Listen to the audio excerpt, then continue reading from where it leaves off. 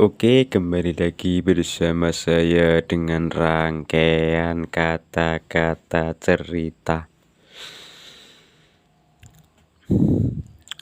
Menanggapi masalah tentang habaib, ada yang palsu atau ada yang asli,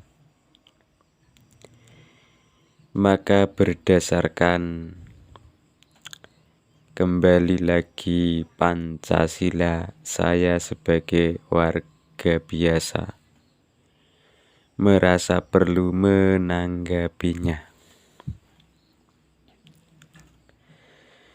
Di era sekarang ini, ketika semakin canggih teknologi, di tengah-tengah berbagai macam problem ekonomi, maka muncullah teori-teori, terkhusus adalah teori-teori konspirasi. Ada teori konspirasi kisah krepi, ada teori konspirasi bentuk bumi, dan lain sebagainya. Bahkan muncul juga teori konspirasi tentang nasab, keturunan, atau dinasti. Nasab yang berkaitan dengan garis keturunan Nabi. Tentu semua itu tidak akan ada titik temu. Yang ada adalah saling klaim satu persatu. Akibatnya kita tidak tahu mana yang asli, mana yang palsu.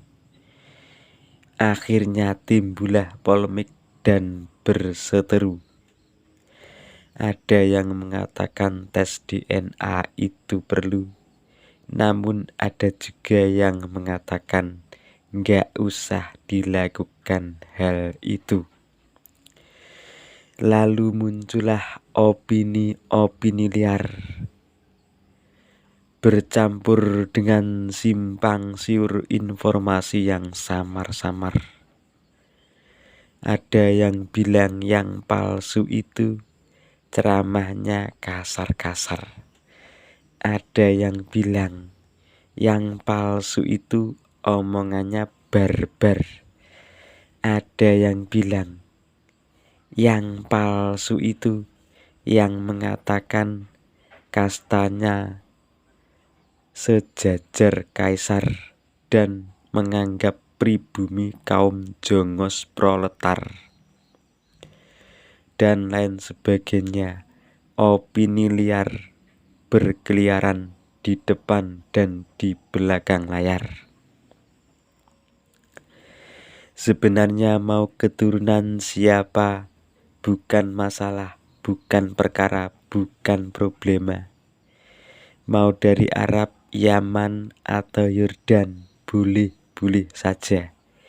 Yang penting beretika, mencerminkan sikap-sikap agama sesuai Pancasila sebagai dasar negara Republik Indonesia.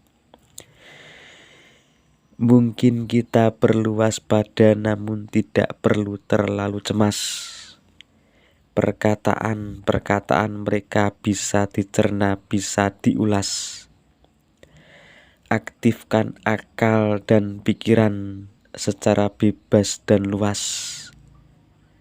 Deteksi dini ketika mereka sudah melampaui batas. Itulah ya, demikian ulasan cerita saya tentang masalah para habaib yang kabarnya ada yang asli, ada yang palsu. Demikian, terima kasih.